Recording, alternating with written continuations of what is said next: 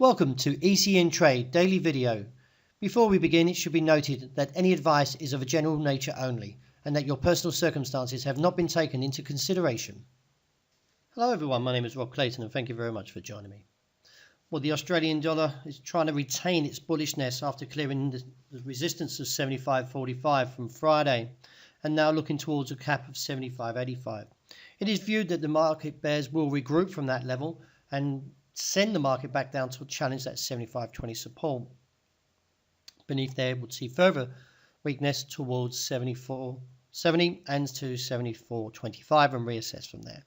Even if we see a move above 85, I do expect to see heavy supply returning. So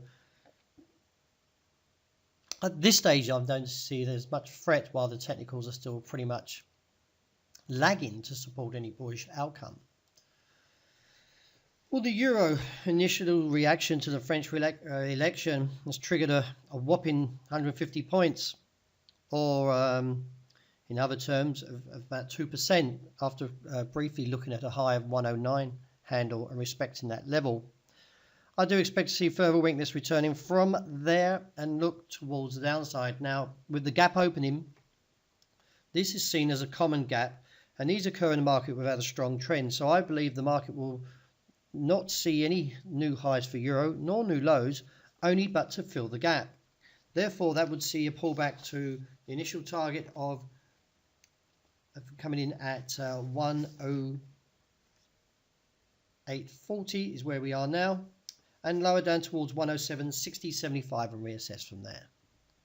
Well, dollar yen's gap open this morning, also expect to see a pullback. Now, if it does fill back this common gap, then I expect to see no new highs and new lows today, but only a pullback to 109.35.45 and reassess from there.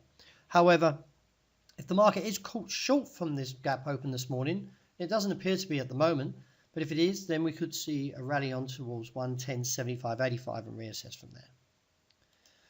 Well, since the whopping 400-point rally last week, which was initially triggered by Prime Minister Theresa May for an early election for June the 8th, the market hasn't made any new highs and instead actually been coasting sideways.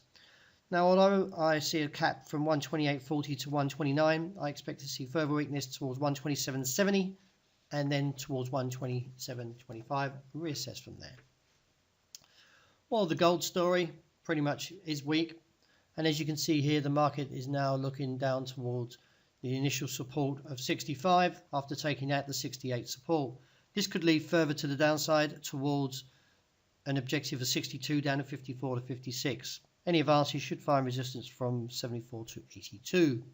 And to wrap up with oil, well, I do expect to see the market weaker this week with the initial target holding the $48.80 a barrel.